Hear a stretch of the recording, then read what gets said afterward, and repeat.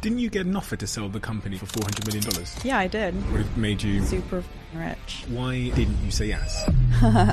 You're very good at this. Sophia Amouroso, founder of NastyGal, a best-selling author and a powerhouse in the entrepreneurial world. I was rebellious from a very early age. I was a stripper. I wasn't even 21. I used someone else's ID to work there. Built an online business. And the first thing I sold online was stolen. Get a whole shopping cart of stuff, put them on Amazon for 10 cents less than the other resellers, and then gotten arrested for shoplifting. I'm a little dark. I realized I could connect my creativity to something legitimate. Started NastyGal, selling vintage. NastyGal went from $150,000 a year to doing $150,000 over lunch. I didn't realize the amount of responsibility I had, being the poster child of entrepreneurship. Then I was this girl boss, but my naivete and lack of experience did send me to the grave. NastyGal fell apart after 10 years. My husband of like a year left. The headlines weren't nice. Then Netflix comes out. You just got played. What is it like from a mental health perspective? It's hard to pull yourself out of a hole when you don't want to get out of bed. It's challenged my confidence, and I'm still like, I don't belong here. But I don't belong here is also a really great motivator. I don't belong here means I don't fit in, but that's going to be a superpower. I can do things differently. What was the plan in life at that point? Oh, gosh.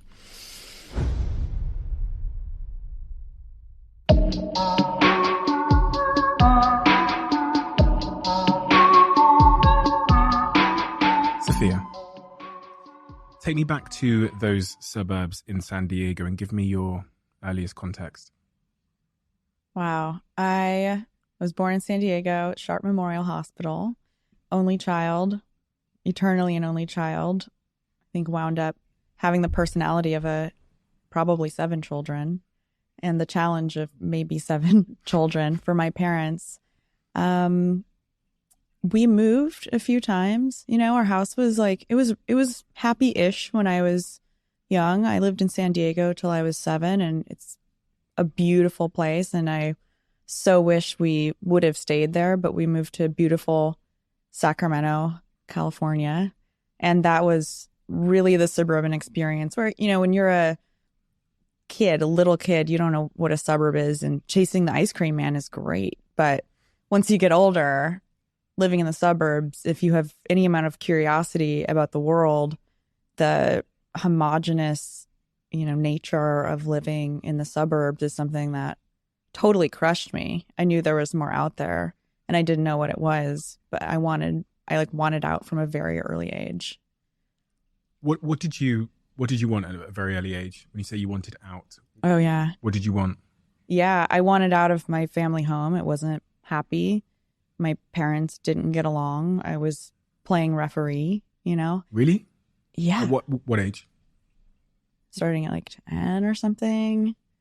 I mean, yeah, it wasn't a super happy place. And they didn't get along. They didn't always agree on how to raise me. And I think when your parents, you know, everybody's relationship has issues, and not everybody's, but most people's parents, you know, sometimes don't get along. When you have a sibling, I think you can go be like, that's funny, or they're whatever, let's just go play with Legos or something like that, or let's go ride bikes. But I think being isolated in a house that wasn't super happy as an only child made it worse. And I just remember so many drives, silent car drives, where I was in the back seat alone, and I just remember like the silence and the light of the street lights like washing over the car, just in silence, with my parents in the 2 front seat.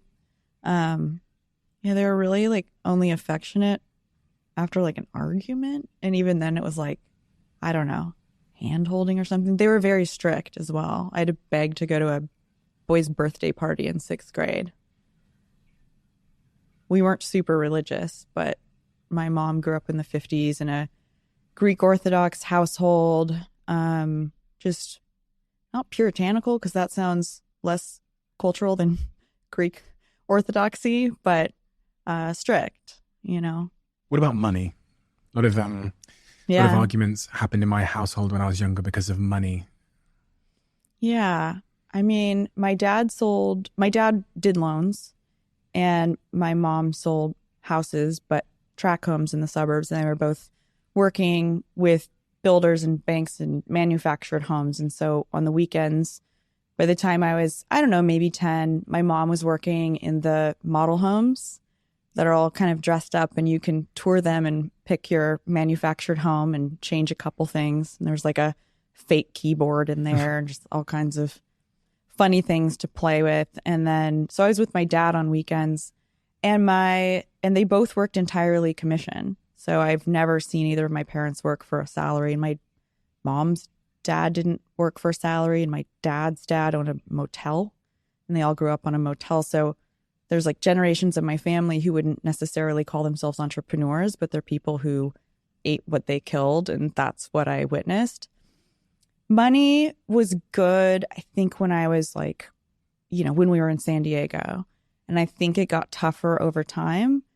I remember very vividly being in a credit counselor's office. I just can't believe they brought me, but there was I don't know where they would have put me, watching them cut up their credit cards, like cut their credit cards in half and put them in a clear jar with like other people's cut up credit cards, and file for Chapter 11. Bankruptcy. Yep. Did you know what was going on? No. I still don't know what happened. I don't know. As an adult, are you able to look back on that first sort of chapter of your life and figure out how it had a lasting impact on various elements of who you are today?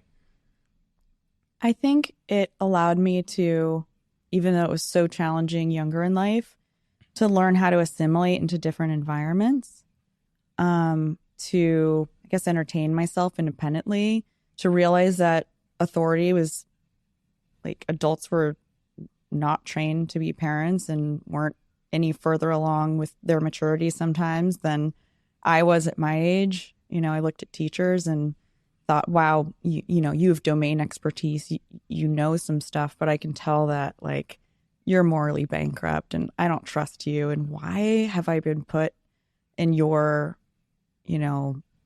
hands? I think the thing that had the biggest impact on me is how critical my dad was. So he's half Italian and half Portuguese, and his dad was a mean, mean guy. And my dad's very charismatic, and I love him, and he's super chill now. But when I was young, he had a lot of pressure on him, and he didn't really have the best model of what a great parent looked like. And I can't say he was a bad parent. He did his best. I know that both of my parents did their best with the materials that they had, the ingredients that they had to be parents. But it instilled in me this unfortunate, but also very fortunate, always peeling back another layer of the onion, examining myself, but also a real internalized drive to do better, and a self-criticism that has worked very well for me. That's been challenging. It's challenged my confidence over time, but it also has been a superpower to, in some ways, hold myself accountable, because I almost want to say second guessing myself, but also very, in a very, I guess someone said Jesuit way at one point, but a way where I can see both sides of everything, challenging my doubts and my ego. But the problem with that is sometimes it's hard to differentiate between the two. What is, fiction and what isn't, and what of my self-critiques are accurate, because I want to be, and I think I am, a pretty self-aware person. And even with the things that I'm not great at, I'm like super proud of that, because I've got a ton of advantages and things that I'm really great at. But I think it was the criticism I experienced early on in life for so long that instilled that in me. And I've learned how to turn it into something that's more balanced than what it was when I inherited it. When you inherited it? When it was handed to me. And the first time the model I had. the level of critique that I had that didn't have the counterpoint that I'm able to provide for myself. You're talking about your father here. Yeah. He would critique you. Yes.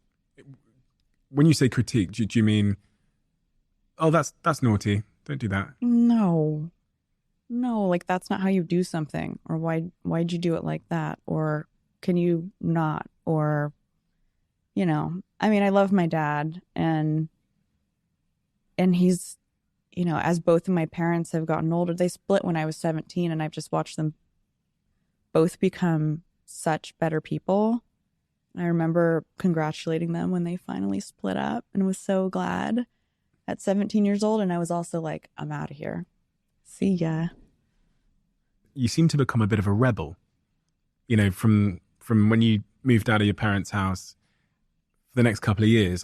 The behavior looked really rebellious. Oh, yeah. No, I mean, I was rebellious from a very early age. I remember in middle school, I was eating an apple in class. I was eating an apple. It was healthy. I was hungry. I've got agency over my body. I didn't know what that word meant. I'm hungry. I'm going to eat food. I'm human. I'm hungry. I'm going to eat food in the middle of class. But like, how could you tell someone not to eat when they're hungry? It's like a simple bodily function, and it keeps me healthy, and it's going to make me a better student. And the teacher told me to throw the apple away. And I just started the apple. And of course I had the attention of the entire class. And I got up and I sauntered over to the trash can super slowly. And I just like ate the apple all the way to the core, like super fast, finished the apple and was like, dink, in the trash can. So I was like that. If someone said not to do something, I did the thing that they didn't say I couldn't do. That was similar. It was peripheral. You're pushing the... Yeah. And then by the time I got to high school, I was going to the anarchist book fair in San Francisco. I was sure capitalism was, the worst thing ever. I was very angsty. I thought that adulthood, it's funny, there's a Netflix series about my life, and the first thing that the character says is adulthood is where dreams go to die. And it's so weird to reference your own Netflix series. Like, who does that? But that's how I felt. I wasn't trying to be a child, but I also didn't want to go work in an office. I also wasn't ambitious. So somehow along the way, that lack of desire to live a conventional life became something that turned into ambition, because not even ambition, just curiosity, something that I was good at, and eventually built a business. But in high school, I remember there being bells. Like, right, there's a bell that rings, and you go from one room to another room all day. A bell rings, you sit at a desk, a bell rings, and you stand up and you shuffle over to the other room, and then you sit down and you like memorize some stuff. And then you like, this is my youth. I was sure I was being trained for something super mediocre. Not that I wanted excellence. I just wanted out. Why are you like that? Because all the other kids were cool. I came out like that. I actually came out. I came out like that. Yeah, it is not. I mean, I might have some hereditary, just kind of like Italian, I'm not sure what, or something. It wasn't a nurture thing. That was a nature thing, or I don't know. I just like came out. I actually hatched out of a disco ball, but that's the way. That's how I came out. I had Gabor Mate here, who's this like, I think he's just interviewed Prince Harry actually, in a little like pay-per-view therapy session or whatever. And Gabor Mate said something to me that I've been pondering ever since. He said that as children, we're like narcissists, and we are that way because it helped us to survive. So we think that everything is about us when we're like babies and young. So if the parents are arguing, we actually interpret that as there being something that to do with us. Mm-hmm. And that's the way we view the world as a survival mechanism. And he says one of the things that happens when we're a young child and we're in a house where there's lots of arguing and lots of drama and shouting is we learn to avert our attention as a way to help us deal with the emotional distress. And that develops into something they call ADD and ADHD. Mm-hmm. So I took Adderall this morning. Well, yeah. Just to prepare for the podcast. Just kidding. No, I've major ADD. ADD. But they diagnosed me as a kid, and I was like, no, this is mind control. Forget it. I'm not focused, because I thought it was situational. I thought it was my environment. And it maybe was partially because I wasn't interested in what was happening and distracted because I was curious about other things. But also, it's a real thing. And it wasn't until a few years ago that I finally realized it was a thing and sought treatment. And it's helped, but it's helped like marginally. It's not. How did you realize it was a real thing a couple of years ago? I go to a psychiatrist and I talk about what's going on with my brain and do what I can to help myself holistically. But also, I know I'm also predisposed to depression. I'm not predisposed. I've suffered with depression my whole life.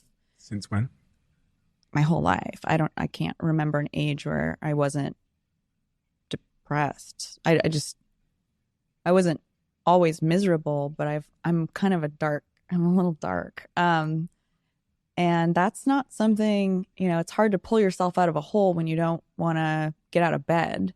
Like that's, to have the willpower to just get over depression and put on a happy face and whatever people do, get in an ice bath and jump in the sauna and meditate. And, I'm still struggling to be the well-rounded person, but I'm functional. I think we're all struggling to be a well-rounded person. I don't know. Some people seem to like have these parents that teach them that, and they come out and they're like, boop, boop, boop, boop, boop, boop. And it's not, that's almost diminishing to be like, blah, blah, blah. But there's people who just seem to, and some people come out of the womb like that. I know parents that are creative, chaotic. I know people who are well-rounded, whose parents were addicted to drugs, and somehow they just wound up like that. And how to attribute that to your parents, that's a hard correlation to make. Did you ever, you said a curious phrase there, which made me ponder. You said, I'm a little dark. Uh-huh. What do you mean by I'm a little dark?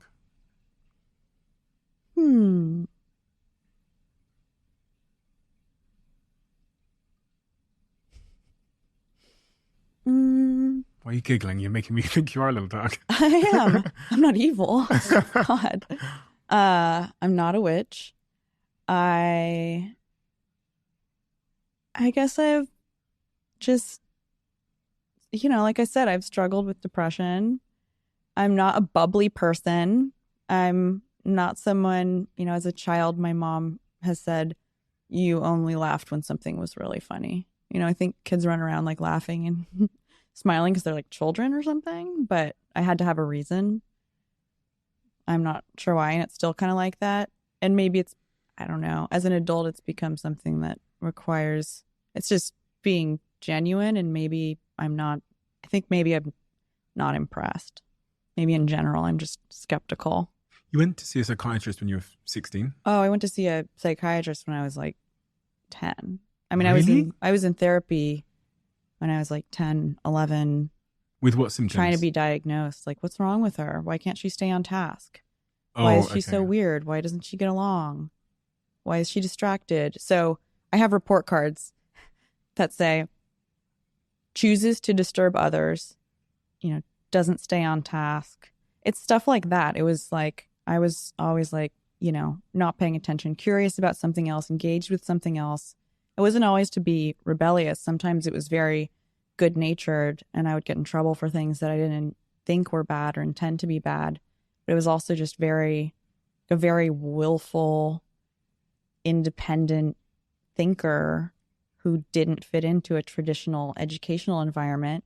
And, that's something, for whatever reason, seemed to be needed to be diagnosed.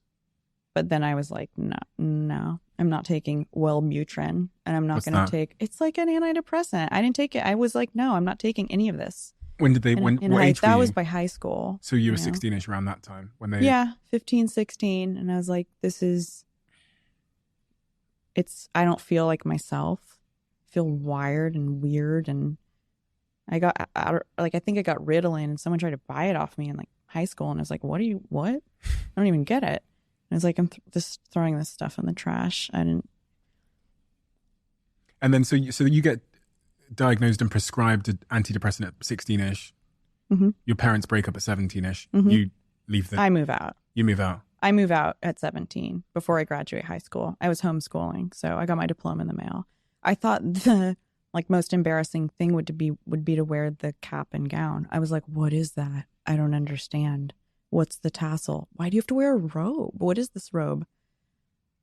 I wouldn't have been proud standing in a group doing some group thing. I'm not a group person.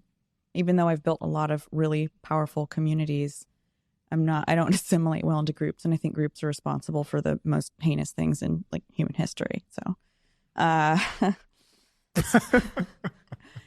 so I moved into a closet. You moved into a closet? Under the stairs for $60 a month. With a sleeping bag. Stairs? These guys that were like in bands and artists who I'd met going to shows because I was really into music and went downtown in Sacramento and saw music. And what was the plan in life at that point? Was there a plan? You know, you're like 17, 18. Nobody told me there was a plan. I wanted to go to, first wanted to go to Reed College, but that was expensive. But then I wanted to go to the Evergreen College. So by the time I was 18, I had moved to Olympia, Washington to get residency to go to this state school called the Evergreen State College, which is a super duper hippie state school that's interdisciplinary and there's no majors, to the point of it not really being worth going. But if I was going to go to college, I was going to go to a place like that. But even state tuition was expensive. So I lived in Washington State for a year to get residency so I could go to that school. And by the time I got residency, I was like, this school's not going to do anything for me. You described this chapter of your life as being very lost. Super lost. I was looking for I kind of hate this word, tribe. I was looking for people like me. I thought I would find people like me and then all would be well, like, some Disney character that, Ugly Duckling or someone who loses, they're lost from the wolf pack. I don't know what these movies are. And then they find their family and people understand them. And so from the time I was 17, I moved from downtown Sacramento to Olympia, Washington, lived in 2 places there. Seattle, lived in 2 places there. San Francisco, lived in 1 or 2 places there. Oakland, with my alcoholic fry cook boyfriend I had met in Olympia. We couldn't get jobs, and my parents were like, yeah, we can't help you with college stuff.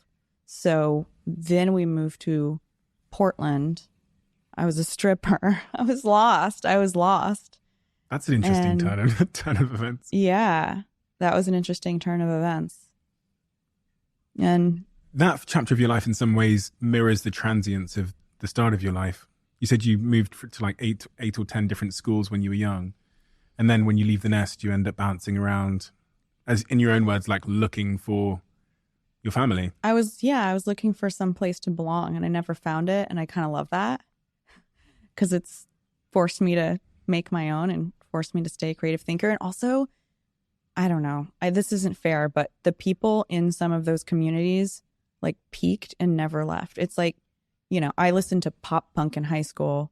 Can you imagine? I'm sorry if anybody listening is like never graduated from listening to pop punk, but if you don't graduate to metal or some other, it's not even more sophisticated, but like less juvenile varieties of rock, it's the same as finding, some comfortable community when you're 20 and then never leaving. Like that sounds awful to me. So I'm glad I didn't find a comfy place. And it's been uncomfortable since then. How long did you try the stripping thing? I don't know. I mean, when you're in your late teens, early 20s, time just feels like, it felt like a decade that I was, bouncing around to these places. Probably 3 or 5 months. It was fun. I loved it. Nobody pulled anything. I never got messed with.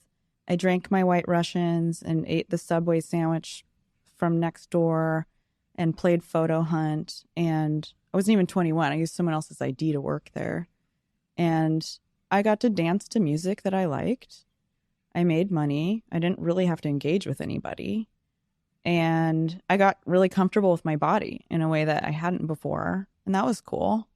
You know, they say, I read in your book where you said that you believe you hold the world record for having the most shitty jobs, like back to back throughout that period of your life. They say, you know, I've learned this from this podcast, that every job teaches you something. Mm-hmm. And that thing can be applied to business. There's always a sort of a transferable skill or whatever learned. What was the transferable skill that you learned from stripping that you think has probably stayed with you today? I think that even though I didn't have the upper body strength to be the traditional one upside down swinging around, what I could do, I mean, it was like shuffle around and whatever was enough, and still charismatic enough and still great enough to entertain other people. And then being comfortable with my body. It's like exposure therapy.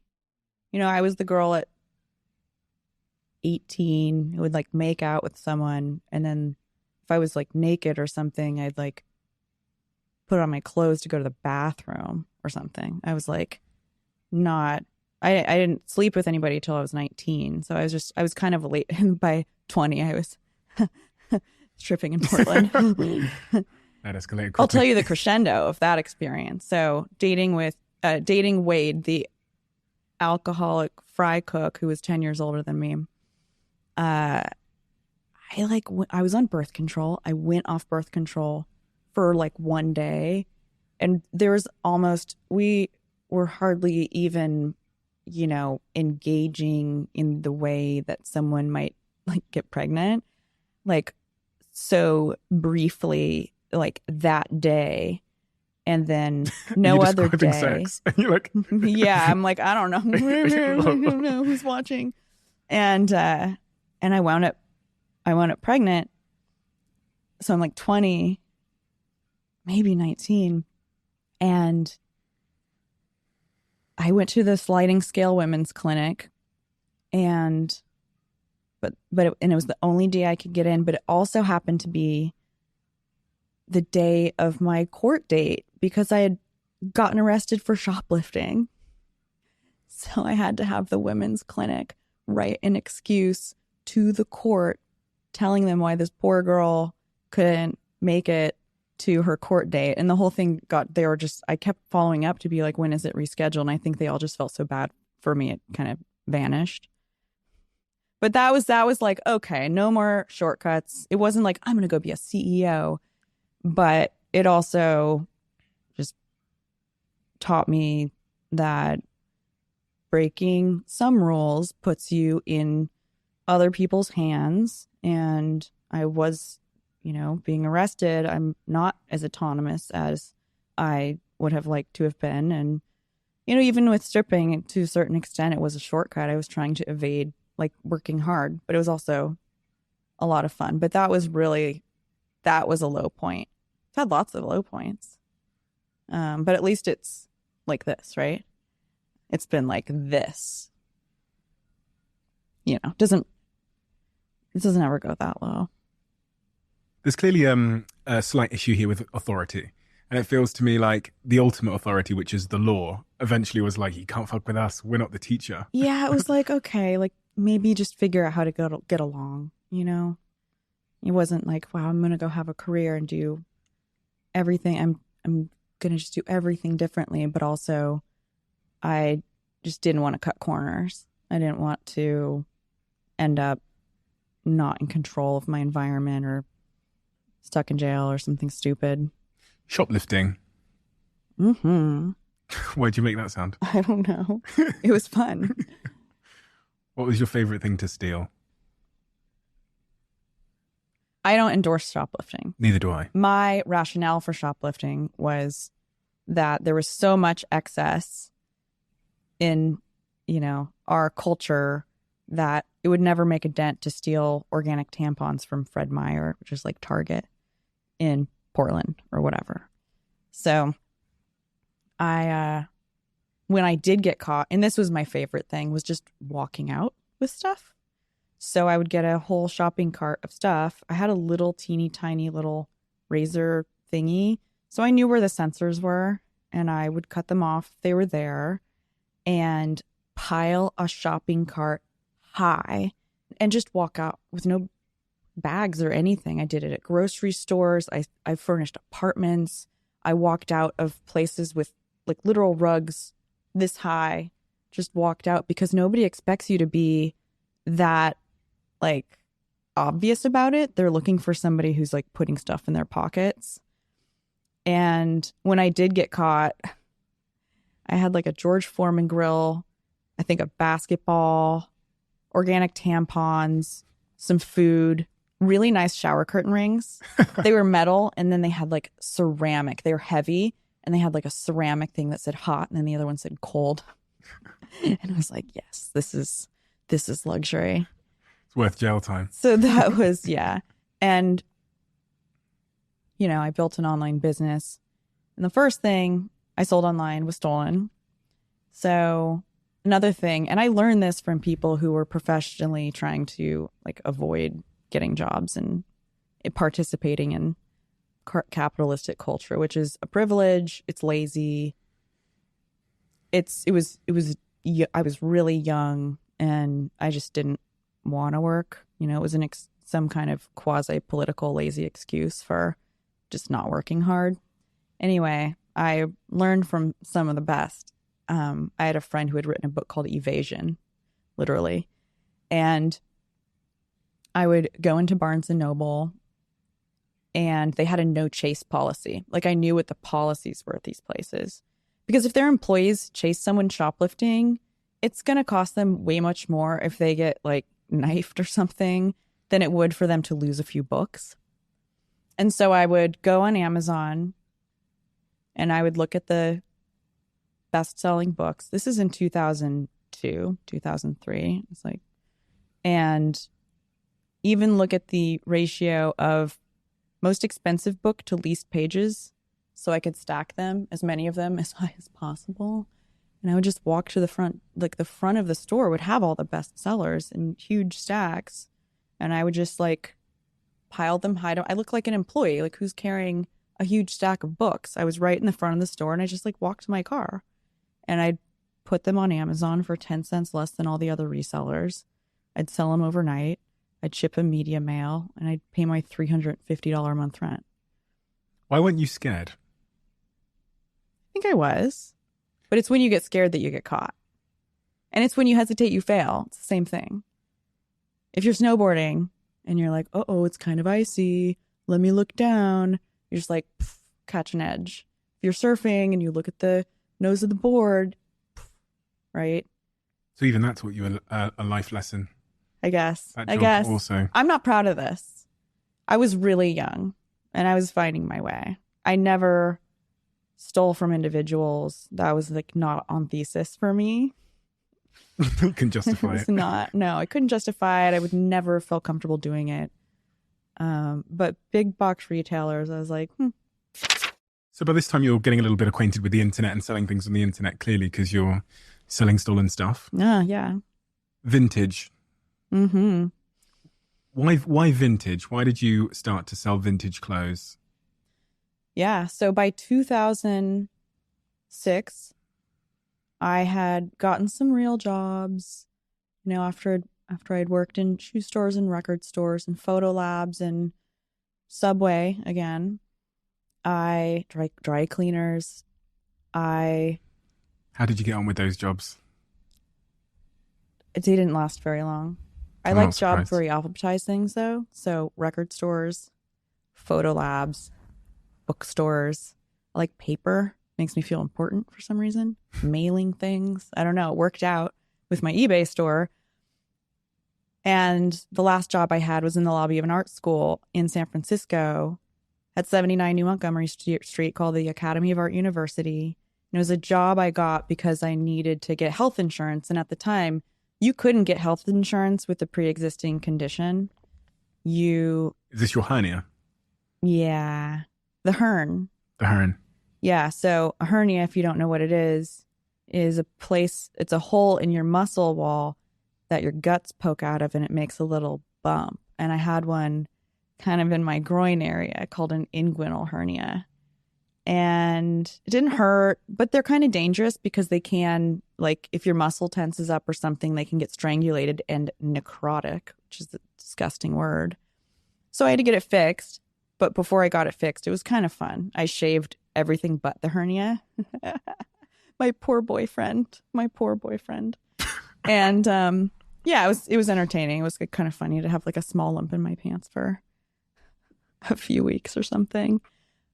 But at the time, you could not get health insurance with a pre-existing condition, even with depression. If you had medical records that said you had depression and your insurance lapsed, insurance companies would decline you. Now, that's not the case. You can have a pre-existing condition, apply for health insurance. You'll be given health insurance.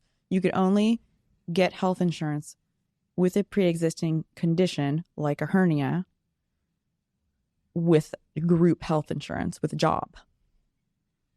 So I had to go find a job that had health insurance.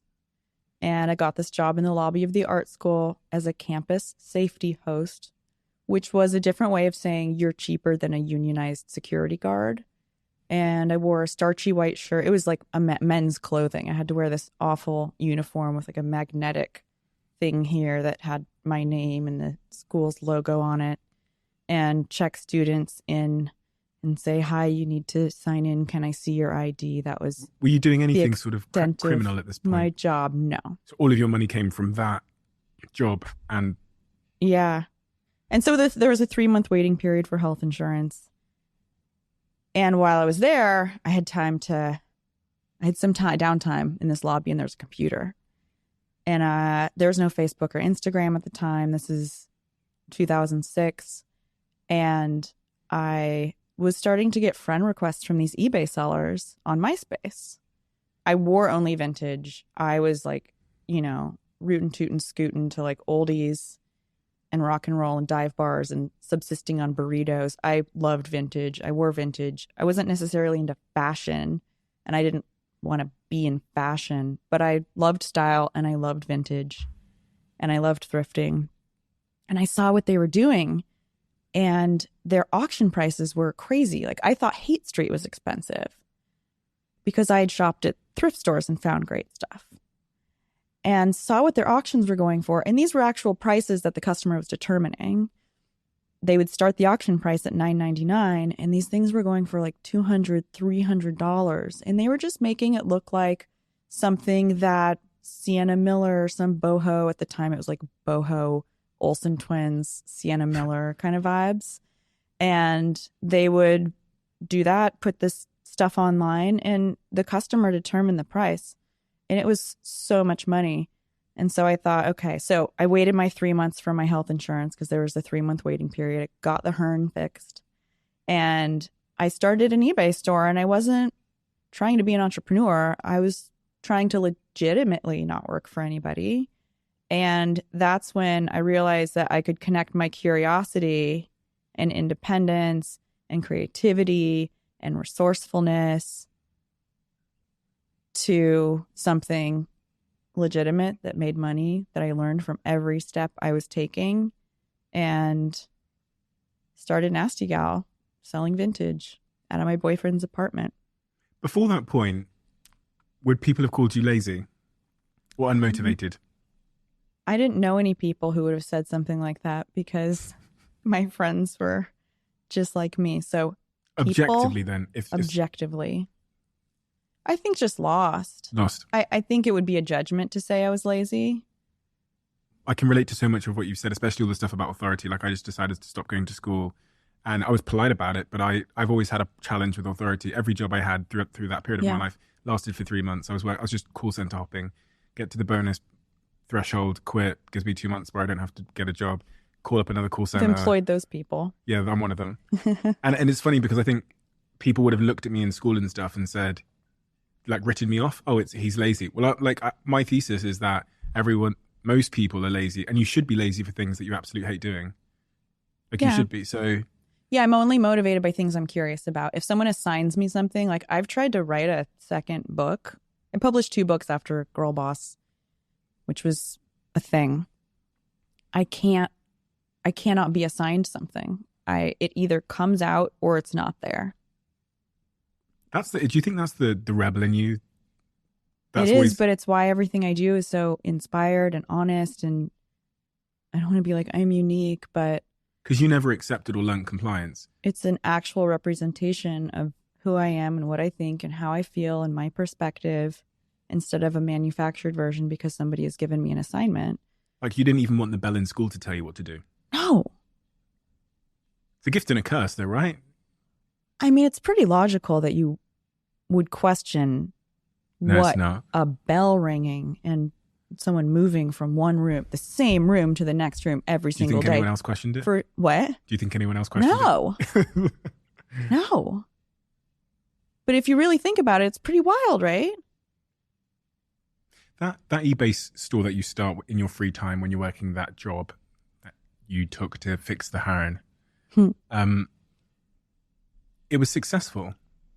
Yeah. And, you know, you kind of frame it as you saw maybe a price arbitrage or whatever, but it's more than that, right? It's more than that. To be successful at that time, I'm sure a lot of people saw that price arbitrage and they didn't build a NastyGal. So when you reflect on why and how you were particularly successful, how did you diagnose that? I reverse engineered everything everyone else did and did a better job and did it with my signature on it. Do you think, and I'm thinking now about that bell again in school, where you were like analyzing the bell when no one else was, do you think that kind of default to thinking in terms of first principles, like asking the question why the fuck do we do it that way, has been part of the reason why that eBay store was successful? I think so. I think most people that start an eBay store are copying what other people are doing.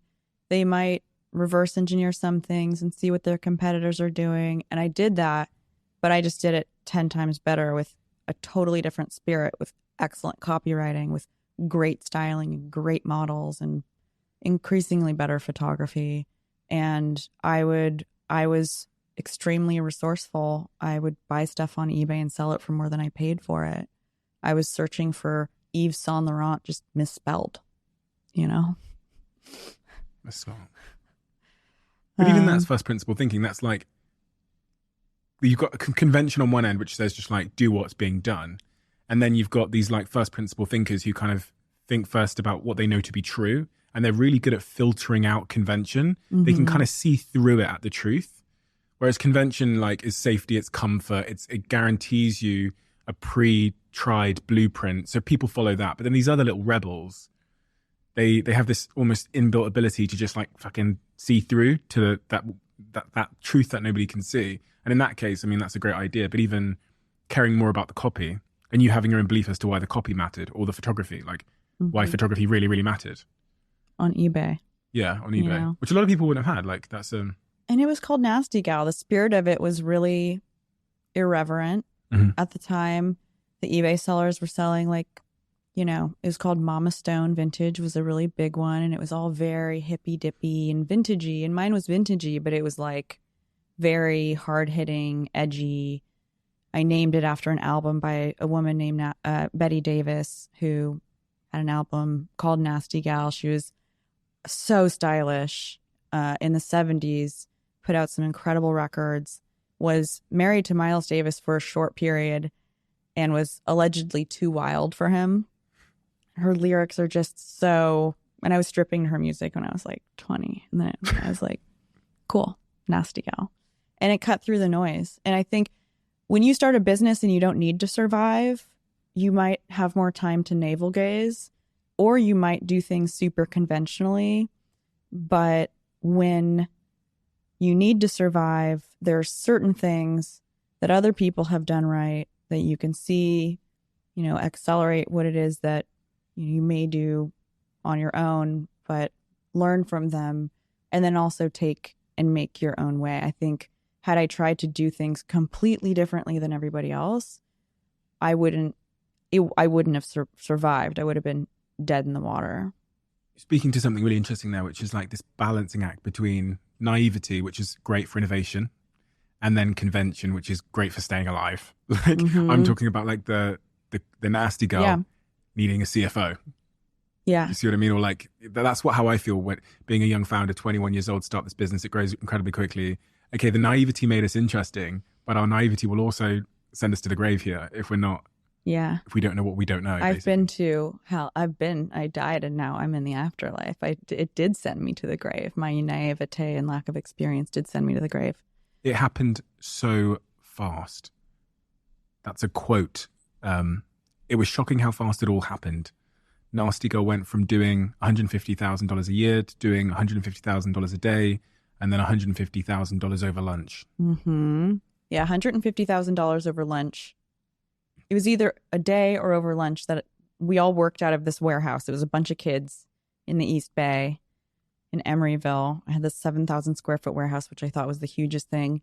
And I was like, when we hit $150,000 a day, God, was it a day? It must have been the holidays. I was like, I'm going to get a bounce house. You know those things that people jump on, the inflatable things Oh, a that bouncy children castle.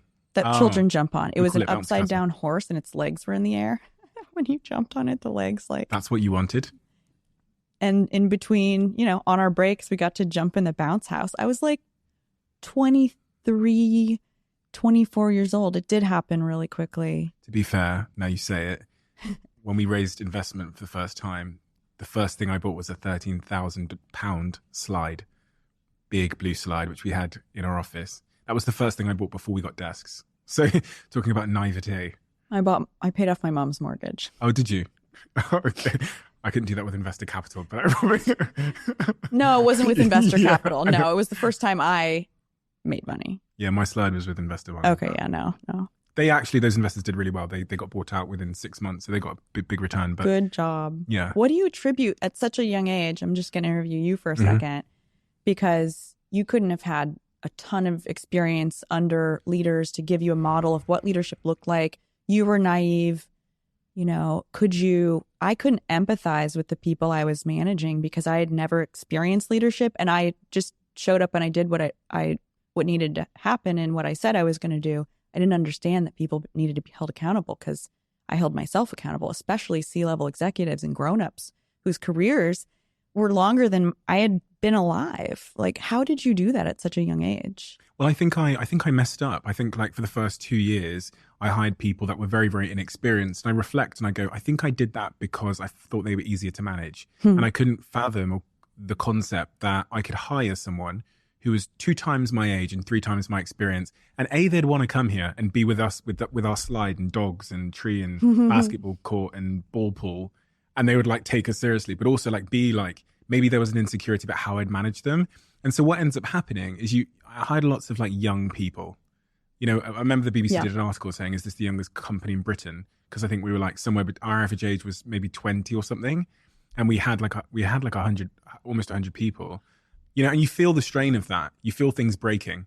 This is where you go, convention is right about some things, processes, HR, finance. Yeah. You feel things breaking at the seams a little bit because of the growth. And then at some point, an adult enters the room and you go, oh, I get this. And so we hired some really, really great people. And the great thing is great people hire great people. So we went from being this kind of very lopsided and inexperienced organization to being a balanced one. And I say balanced because it's my belief that to own the future, you have to understand the present, which is why you want to hire a 16-year-old that gets TikTok or whatever. And you also need to hire someone that's maybe much double their age, experienced in client services and understands the old rules of the game. If you understand both games, you can understand the game of the future, I think. So made a lot of mistakes. And when I nearly went under several times and had to call people and beg for money in the lead up to payday, but somehow managed to survive. But going back to you now, I feel like we missed a part because, you're at the reception. You went from starting that store to bouncing around on that bouncy castle thing. We call it bouncy castle. Okay. Horse castle. Between that bouncing on that horse castle and the starting the store, what happened? So first year, just on eBay, did $75,000 in revenue. I was the only employee. It was just, it was pure cash. All of the money just went back into the business. I didn't even know what expensive things I would have wanted. I had never eaten an oyster. I was drinking like Budweiser or still like subsisting on Boston Market and like Starbucks. So I didn't spend any of that money. I thought building a business, and I think for the most part it is, was selling things for more than you bought them for and not spending all the money. That's it.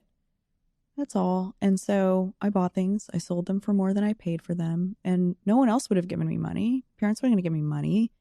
I don't even think I had a credit card at that age. I didn't understand what venture capital was, and I was living in the Bay Area. And had I not built the company to eventually, $28 million run rate super profitably, I would never have known. And so, yeah, year 2, left eBay about halfway through and launched my own website, NastyGalVintage.com, and did $250,000 in revenue. The next year did 1.1 million. The next year did 6.5.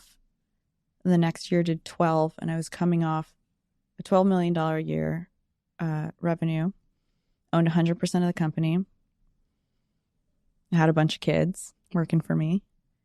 And that's when venture capitalists came in. And at that point, we were selling non-vintage stuff. What really allowed the company to scale was going to trade shows and showrooms and curating from the market based on what I had learned from my customer having sold vintage to them. So I knew them very, very well. And that gave me the ability to then go by greater breadth and depth in things I knew they would love.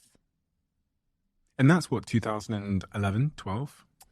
Venture capital comes in? 2012 was when Index Ventures invested $60 million. $60 million? On a $350 million valuation. On a business with a 28 million run rate? Yeah. You were profitable at that time? Mm-hmm. Significantly? Pretty significantly. Like I have a 10% or 20% or something?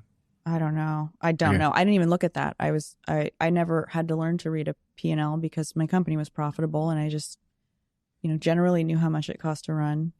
I didn't buy expensive office chairs. Did you know your gross margins on the products? Yeah. On the operating overall? margins, no. I don't think I didn't understand what an operating margin was. It's pretty incredible that you can be running a business that has a $28 million a year run rate and not know what operating margins you're dealing with or what your net profit is. It's a luxury, but it was also a disadvantage once we plowed $60 million into the business and things got a lot more complex and a lot less profitable. You talk about that 60 million going into NastyGal in 2012. What did it break? We no longer had to live within our means. That's what investor money does unless you maintain profitability and keep that money in the bank for, another time or pocket all of it as a founder. I had hired a COO at that time. I had a top tier investor on my board and very little historicals, data, financials to base the future growth on, but it had been exploding, just continue to be exploding. And with that capital behind us, we could grow even faster. And the expectation was that the next year we would grow from 28 million in revenue to $128 million in revenue. We just rounded up by 100 million. And then we hired into that and we bought into it. Oh, you believed it and everyone... I had grown-ups forecasting this stuff with me. I relied on them. It's why I brought them in. You hired the right ones. Clearly, I didn't pick the right ones, or I'm not sure what happened, but I remember sitting in a room with them and us deciding, I didn't push for it. This wasn't, we're going to just grow by $100 million this year. And someone put a plan together, and we hired 100 people. It was like the Tower of Babel. You know that story? No. You don't know? It's like a biblical story where people are building this tower or something, but they all speak different languages. And I could be completely wrong. I don't think I am. But none of them get along or understand one another. And it's just a mess trying to integrate 100 people into a company in a year, especially a company with no processes and no real intentional culture that had been established. No real intentional anything other than the brand, the spirit of the brand, what needed to be done. It was like a family business that just got really big. I was a kid. How are you feeling at this point, in terms of what's going on around you? $60 million has just come into the bank account. You're looking at it thinking, that's a big fucking number. You're because you have a valuation of 350. Yeah. I'm worth $280 million on paper at this point. So and wherever you go, they'll lead with that and remind you of it. And you'll be treated as such, even though it's paper and it's not real. It's not the cash in your bank account. How does that make you feel when you know, then they put you on the front cover of Forbes? Yeah. How does that make you feel? It was a blast. I didn't do any of it to have glory or go on a victory lap, and I wound up with it and I embraced it and I had a lot of fun. It distracted me. You know, the book in 2014 turned into a phenomenon. You know, it was champagne clinks for some milestone with the company or new hire, promotion at any given time. People would come up to me and say, congratulations. And I had to ask which thing they were congratulating me for. It was just like oysters for everybody. Finally, you know, I got better taste in wine. I got better taste, period. Thank God. But now I spend less money with a good taste that I had to spend a lot of money to acquire. A lot of my own. But did you feel like it made sense? Like the image that had been built of you at the time, that the world is now like, oh my God, is that what was going on inside? I think it made sense. I think it was a freak show. I was a community college dropout who bootstrapped a business to $28 million in revenue, super profitably. You know, investors came out of the woodwork, you know, top tier ones anointed me as someone who could pull it off. And I didn't know what I was signing up for or what I was supposed to pull off, but it was considered a rags to riches story. And imposter syndrome, any of that? For sure. Yeah. I mean, I still walk in rooms and I was talking to your team and I was like, oh my gosh, you guys have really big people. I hope I can keep up. I say like a lot. I'm intimidated. I hope I can provide some value. What are the comments on YouTube going to say? Is this going to be a valuable conversation? I really hope people like it, you know? And she was like, what? You wouldn't be here if that wasn't the case. What are you talking about? You're great. But I get nervous, right? I get nervous on stages and I'm still like, you know, I don't belong here. But the I don't belong here is also a really great motivator. The I don't belong here is I snuck in the back door. I don't belong here means I can do things differently. I don't belong here means I don't fit in, but that's going to be a superpower. And I think it's okay to feel like an outsider or an imposter sometimes because you find yourself in places where you have an outside perspective and are able to learn things. Unlike the people who were invited to the table who all showed up there with the same pedigree. And then you get to make oblique connections between who you are, where you came from, and then the room that you just snuck into as an imposter. And that is radical. Would you remove that self-doubting voice if I put a button in front of you and said, you press this, you'll never doubt yourself again? No. That's so boring. I had a coach recently and he was lovely.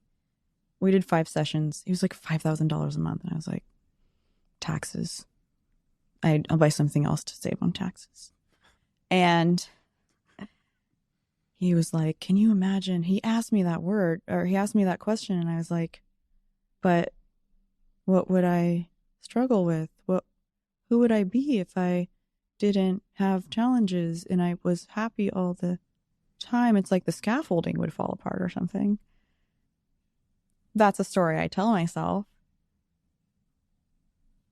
But it's fun to have a dark counterpoint to hold yourself accountable and be like, maybe it is that or not that.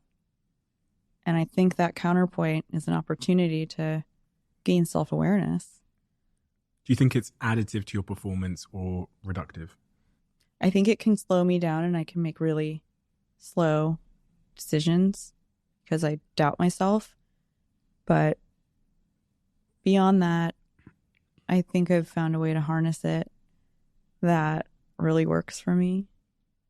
Have you developed like a decision-making framework to help you navigate the two voices in your head? It's funny because when you're describing your mother and your father, it felt like those were the two voices. Your mother would seem to be very supportive. Your dad, somewhat critical at times or pessimistic.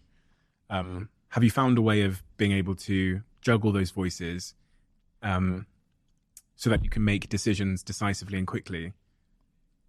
No. No. Mm-mm. No. Still. So I can have these conversations, and when I do make a decision, I've learned to be slower with making decisions because I either make them extremely quickly or slowly on accident. Mm-hmm. And so I want to be very deliberate in the decisions that I make now and think more critically rather than, navel gaze or be reactive to something.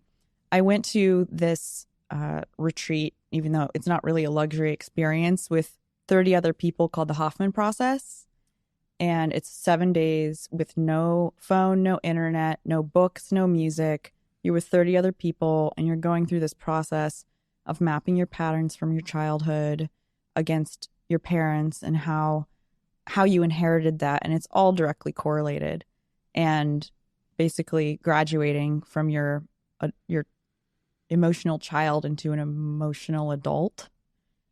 Super embarrassing, weird process, like so dorky. And everybody came with something different to work on or what emerged for them. I feel unloved. I feel unlovable. I don't feel unlovable. My thing, and it sounds really weak, was like, I don't trust myself.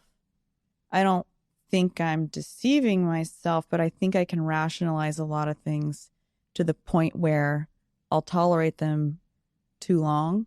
And that's gone for relationships. That went for my most recent relationship. And so that's a strange thing. I don't trust myself because I do have these voices.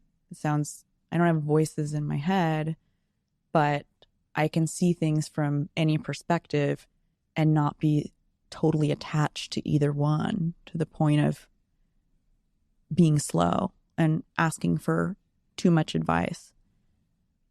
In that retreat, did you have to sort of like go upstream and figure out where that belief started? Was that the point of that retreat? Mm-hmm. Did you figure it out? Did you go upstream? What a good question.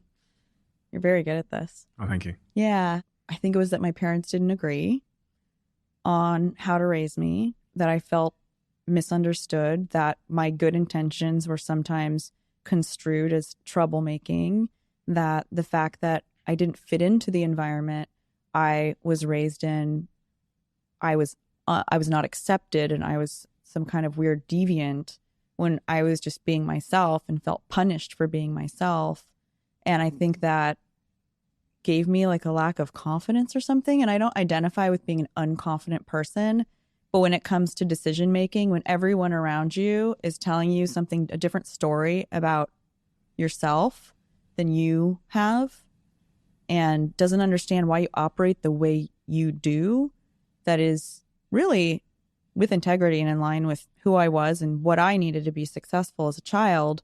If other people like live in a different world and don't understand that those are your needs, you just feel wildly alone and think, wow, I am a freak.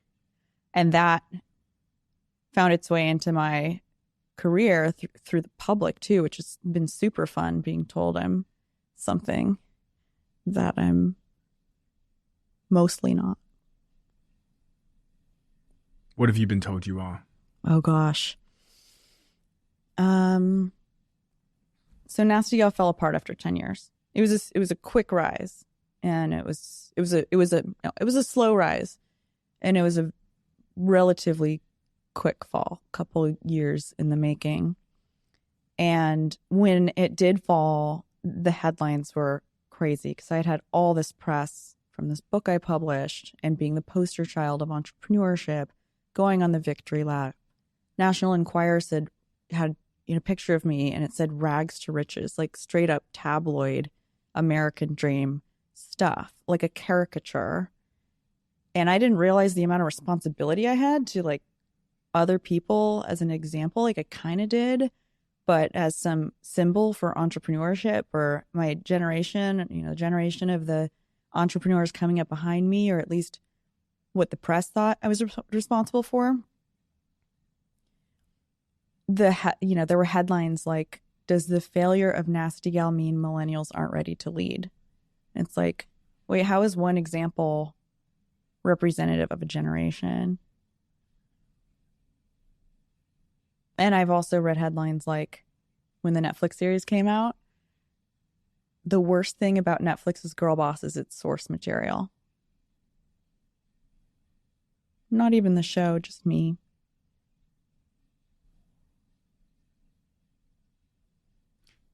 But I'm not bad. I don't believe it. How does that make you feel at the time, though? By the time that Netflix series came out, I had been this hero as an entrepreneur. Then I was this girl boss because I wrote a book called Girlboss and it was pink and I was like this and I looked like I knew what was up, but I was like 27. And then there was the me whose company fell apart, the CEO. There was the girl boss who had built a toxic culture or just no intentional culture at all that like warped into something that wasn't perfect, but I still don't think it was the worst. And now this conflation of all of those things with this girl on this scripted comedy, which came out 4 months after I left NastyGal. So the biggest kind of personality or whatever identity crisis was, I'm on the cover of Forbes in June, I think, of 2016. July of 2016, my husband of like a year's like, man, I changed my mind. And I'm like, oh my God, that wedding was so expensive. It was devastating, but I'm just like, God, that wedding was so expensive. It was a great party. So in that space of like 12 months, you're on Forbes, husband leaves, Netflix comes out, NastyGal goes under. NastyGal goes under, then Netflix comes out. Ooh. So the show had been shot when things are all like up and to the right. And, we were working through challenges. There had been some layoffs, but the company was still, $100 million a year, not profitable anymore, but a great brand and something that was valuable. And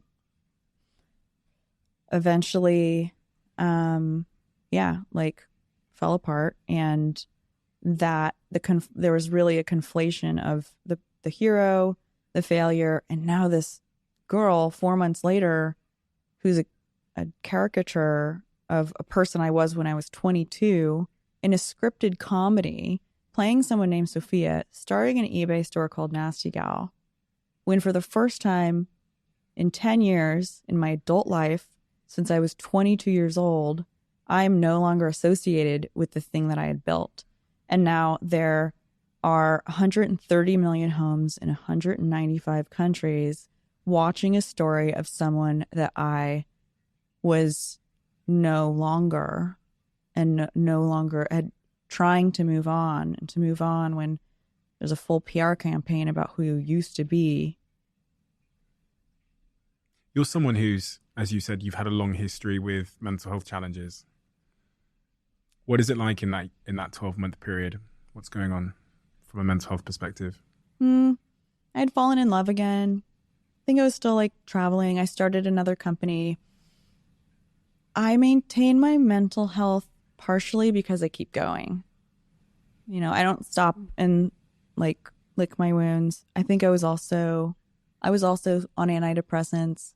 I wasn't jumping for joy, but I also knew that there was a huge community that still supported me, who had read my book, 500,000 women who bought it.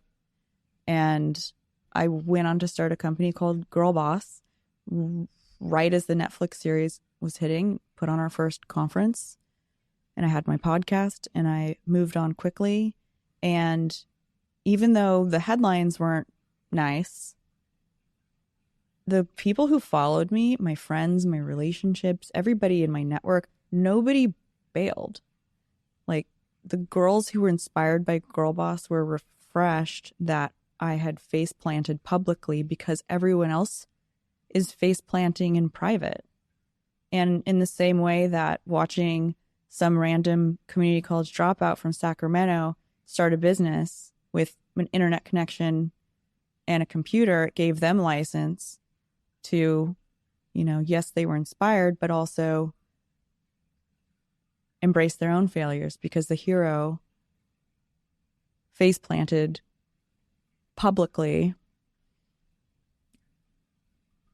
And that can also inspire people. This is hopefully the most cliche question I ask, but I want to know, because you have from that experience, you have amazing feedback, you have amazing insight, invaluable insight, I would say, because when I think about the things obviously that have taught me the most, it's not when things go right. That's a validation of your hypothesis. It's when things go tragically wrong and you go, oh, okay, fuck. You have all of this new information about which has corrected your hypothesis. So if we go back and think about that fundraise, for example, a lot of people will hear that you raised investment at 350 million and think, amazing. That's when people clap, right? They get the champagne out the oysters. For people listening that aren't in business, they might not understand how that can also be a key reason why the company ultimately went under. The 350 million, why did a big valuation hurt you? Yeah, I think the $350 million valuation, is celebrated as it was and how wealthy I was on paper, was the nail in the coffin. I think it was then in 2012 where we were overvalued, and the expectations that was that the next round of fundraising that we do is at over $1 billion valuation. And so the company's doing, on an upswing to $28 million in revenue. That's like over 10 times revenue. And it's a fashion business. This isn't a technology business. This isn't Uber. This isn't an infinitely scalable marketplace. It's e-commerce. It was a different era of e-commerce. It was pretty early. It was the era of fab.com, which imploded, and One King's Lang and Beachmint and Shoe Dazzle. There was no playbook. There were no e-com veterans or, performance marketing people who had been in those jobs for even very long. I was hiring executives who had worked at Macy's, right? Nobody had e-com. It wasn't called direct to consumer at the time. It was very, very different. There was no Shopify. And we were overvalued. And I didn't know that. I didn't even negotiate, hardly negotiate. I didn't shop a term sheet around and say, I'm going to pick the highest price from different investors. I only had one term sheet, and I was like, great, I like you. Index ventures, which are I was like, you're phenomenal. Awesome. You get it. What Danny said when he invested was something none of the other potential investors said. And that was, you have a community. And I was like, yeah, we do have a community. But when you have that much money, you don't know there's been a nail in the coffin, or that there's a coffin, and that you might be on your way into it, or maybe already laying in it, but just several years in the future. And when things are up and to the right, you don't see what's lurking kind of below the surface. So when the tide lowers, right, you see the mud, you see weird crab shells. Sometimes, hopefully not, you see trash. And it's only when things recede that you see the mud that's underneath. And when you're on a victory lap and you're hitting milestones, everything's great and everybody loves their jobs and you're a hero. And as soon as things go a different way, as soon as there's layoffs, there are things lurking below the surface that were dynamics that were already happening, that because everything was going so well, were harder to notice. And, it's hard to be a CEO. It's hard to be a founder. I think something a lot of people don't realize is that you only know 10% of what's happening in your organization. I had hundreds of employees. And ultimately, everything was my responsibility. but I'm held accountable for 100% of what's happening. And when something goes wrong or something's mismanaged or someone has a bad experience in the company, the assumption is that I have signed off on it, that is how I want things to be. And these things are happening, cattiness and, fiefdoms and silos and duplications of effort and all the, the entire spectrum of things that are no fun at a fast growing company. I didn't know were happening until we laid people off. And then they were like, hey, we didn't like it there. I'm like, okay. And some of that was totally overblown. But also anything that any employees ever said about me or I've read, even though I don't agree with all of it, has been an opportunity for me to learn and take from that how I could be better, because there's truth to almost everything. Didn't you get an offer to sell the company completely for $400 million? Yeah, I did. I owned 80% of it. So that would have made you, quick maths, I don't know, very fucking rich. Mm-hmm. Super fucking rich. And why didn't you say yes? I went to my investor and I said, what do you think about this? And he said, you need to ask for more. I controlled the board. I owned the majority of the company, but I also took advice from people who I thought knew more from me. But I didn't know that my interests weren't necessarily aligned with the interests of my investor, whose interest is to, whether I'm worth it or not, have a piece of paper to show his investors that says I'm worth, instead of 350, look, they're now worth $1 billion. And they just make up these numbers, and then they can show their people that your company's worth more. And that was in his best interest. And that's what he was giving me advice based on. Are you mad that he said that? I'm not mad. Do you wish you made a different decision? Is that a regret? It's a partial regret, but I also know that no deal actually happens. They're not a real acquisitive company. They could have tried to acquire the company. I don't even know if they've acquired anything, integrating it into their company. If I had an earnout based on them, controlling it and me trying to hit performance benchmarks, even if I had sold the company to them, who knows how it would have played out. I would have made a bunch of money. My life could have been miserable, but 99% of the time deals fall through. There's also, in those situations, a lot of people trying to get into the data room. So they make an offer so they can see your numbers and what you're doing and how your business is working out. And then they pull the offer later once they've had a look into the data room and due diligence. Yeah, and then copy you. A lot. Yeah, exactly. Yeah. So we didn't get that far. I don't regret it. But yeah, that was a big thing. For me, that would have been a lot of money. For him, it was just a teeny tiny bit more than what he had paid for it. So that's not it's not much of a markup for him. What is the advice you're giving now to women that are, and men that are looking to start companies that are within your community, the communities you're building, within your portfolio companies now that you're an investor? I think I can think of the first piece of advice that I give young founders when they come to me. I'm wondering what your first piece of advice is.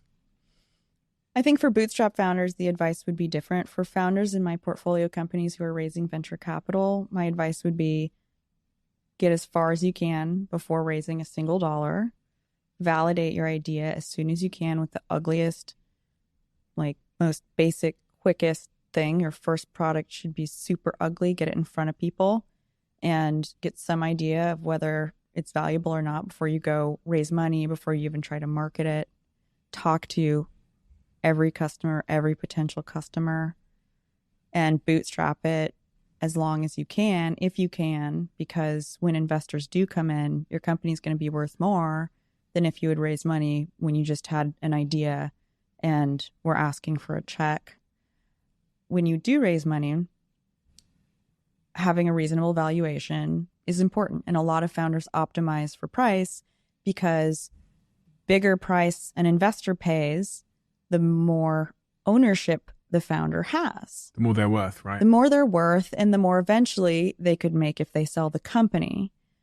But when you have a valuation that's in line with market that makes you an attractive acquisition, something someone might pay a multiple for, that 10%, say you're diluted down to 10 or 20%, but you sell your company for $500 million, you're in much better shape than raising 350 and owning 80% of it and going to zero or whatever. So, and I think where things are right now with venture is a place that is close to that. And founders aren't greedy. Founders who are raising money in this market know it's really, really hard. They don't want to be overpriced because the people who raised money over the last few years raised at such a high valuation, these founders, nobody's going to reinvest in them. They've blown through their money. They thought they were, they're on an upswing. Their company might be doing $2 million in revenue, but someone told them they were worth $80 million. And now nobody's going to give them money. As an angel investor, I have 3 of these right now. And it's like Hail Marys. 2 of them have figured out how to survive. One's like, we have another term sheet. I mean, I've been there. What about the psychological advice you'd give to a founder? I would say to listen to your gut. There's going to be a lot of voices around you, and there are people who know more than you and have experience, and you should listen to them, but you should also always maintain and continue to cultivate a voice that when it is able to supersede any advice that anybody gives you. I think it's easy to take all the advice because you're an inexperienced founder, and to lose touch with your intuition. And it's probably what got you to where you are as a founder, without the money and without the experts. And if you just rely on the money and the experts, you're losing the thing that made what you're doing special in the first place. Which day was your hardest day over the last, since you first started that store on eBay? Is there a day you look back and go, do you know what, that period or that day was just the worst, the hardest, the darkest? Honestly, and it's weird, the hardest day was when my husband left. And I don't miss him, and I don't wish we were still together. I don't really think about him. I mean, that was in 2016, but I had agreed to take a big swing in my personal life and make a huge commitment. And I thought that bumps in the road were like to be celebrated. I thought it was like, wow, okay, you're not feeling great about things. We're going to work through this, and we're going to be so much better as a result of it, because I see commitments as things that go up and down. And if you're in a commitment together, you're committed to working through those things, and it all comes out in the wash because you have that level of commitment to the other person. And that wasn't the case for him. And so I felt like I was like hallucinating. I like went to a hotel for a week. I couldn't be in the house. It felt like a crime scene with his stuff around. And a whole week at the Beverly Hills Hotel with 3 poodles is quite the scene with them. Chain smoking in the courtyard in a bathrobe. Has that experience put you off being a CEO of a big company? I mean, everything I've experienced has put me off for being the CEO of a big company. I'll never do it again. Why? I don't want to. That's not the job I want. I'm an early stage founder. I'm a master at creating brands that cut through the noise. What happens though if you're running a number of businesses now, you've got your fund. You have business class. Business class. But what happens, say business class, what happens if it becomes globally successful? Then you're back to being a big CEO again, no? Or you step out the way? I would have to work really hard to make it that, and I would have to invest in that and hire into it. That wouldn't happen by mistake. I have 1 employee on business class. Business class is super profitable. I launch it twice a year. It's pre-recorded. So business class is my entrepreneurship program that I have 2 cohorts a year. April, I'm launching it. Then I launch in the fall. And it's an incredible product, but it's also something that is relatively self-led for the students. It's 8 hours of video and 300 pages of worksheets and over 60 hours of interviews with me like this with entrepreneurs. And, students get lifetime access. So, they can take it over the first 7 weeks. They can take it over the course of a year or the next few years. But it's not something that requires a ton of my time outside promoting it twice a year. And I built it for that. I'm using Kajabi and Drip for email and, whatever, Zapier and a variety of tools that allow it to be relatively low lift, light on human capital, still a lot of effort to promote, and something I do engage with throughout the year and do weekly calls with students and post in the lounge, which is our but you're community. Intentionally keeping it. That's it. No, yeah, I'm not playing small with business class. I'm playing to my strengths. That's big. And with Trust Fund, this venture fund that I'm raising right now, it's a $10 million fund. What I get to do is not run a big company and keep trying to apply this stuff that I've learned over time. I get to go from 0 to 1 over and over and over again with early stage companies. And at a fund, I get to be in the weeds. If I hired a bunch of people, they don't want me to be in the weeds. Executives don't want you to micromanage, but I get to look at all the decks and I get to text the founders and say, here's what I think you should do. I can be helpful. And it's so rewarding to harvest all of my hardship on behalf of a new generation of founders and help them see around the corners that I wish someone had shown me around. And I get to keep my firm small. Even if I have a $50 million fund, I can do that with a few people. And I'm using the assets that I have. I'm the product. My relationships and my network and my access to deal flow is my product. My expertise and ability to help founders is my product. Million social followers and being able to amplify them is my product. The engaged community I have who's interested in the kinds of things I'm investing in will actually use them is my product. And it's right here and it's an Airtable. The intentionality is what I find most inspiring, because so many people get dragged by the temptation of like external expectation. If it's great, business class is great by all accounts. I've been on the website, I saw that the waiting list is open for 2023. It said like join the waiting list for 2023. Yeah, so it's launching in April. Okay. The spring cohort launches in April, so you can enroll for like a 10-day period at the end of April. When things are great, we get dragged by our own success. Mm-hmm. What you're saying is you're going to be intentional and you've designed it so that that's impossible, so that you can't get dragged. Because someone's going to come along and say, we love this, we're going to give you a check. We love this, we'll turn it into some boxer shorts or some teddy bears. Mm-mm. Yeah, no, I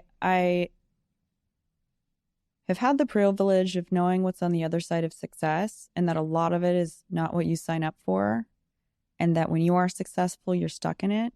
So I spent a lot of time thinking about what success looks like for me and what I want my life to look like and how many people I want to have around me and the kind of stakeholders I want to have so that I'm set up for success when Trust Fund is super successful, which I can stay nimble with.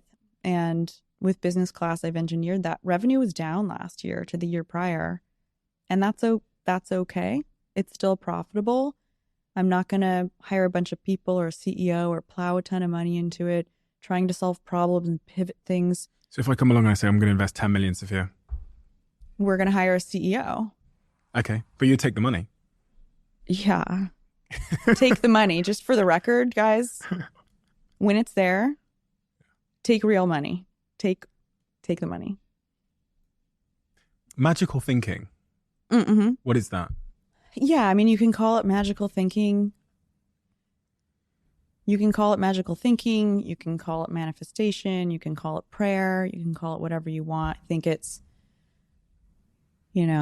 casting the line out, not knowing what you're going to catch, trusting you're going to catch it, and we'll pull it back. Magical thinking is like Indiana Jones, where there's the vast chasm between whatever and the Holy Grail, and he has to trust that there is an invisible bridge, and he grabs some gravel and he throws it out across this literal kind of canyon, and the gravel just falls on a clear bridge, and he had to like trust that when he walked across that, he wouldn't fall. And so I see magical thinking as, you know, thinking beyond what might be obvious, thinking you're capable of doing things that you shouldn't be, thinking you can belong in places that you never thought you could, thinking you can accomplish things that you're completely unqualified to because nobody's qualified to.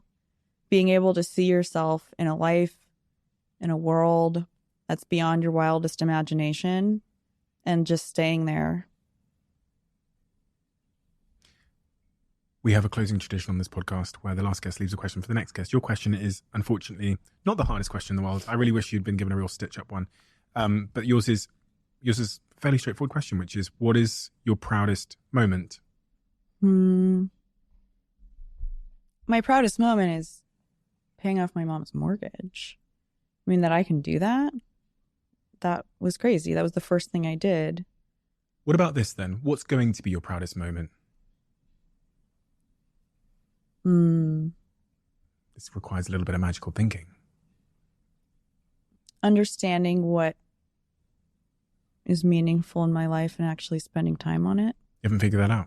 No, there are meaningful things, but what is people have kids and that's like obvious. And I don't know if I'm going to do that. I am super agnostic about it. It's really strange.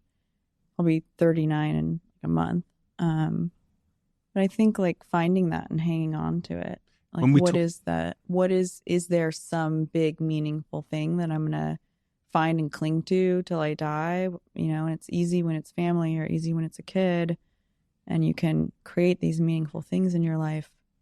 But what is that going to be for me when I'm dying? What is it? What will it all add up to? I don't know.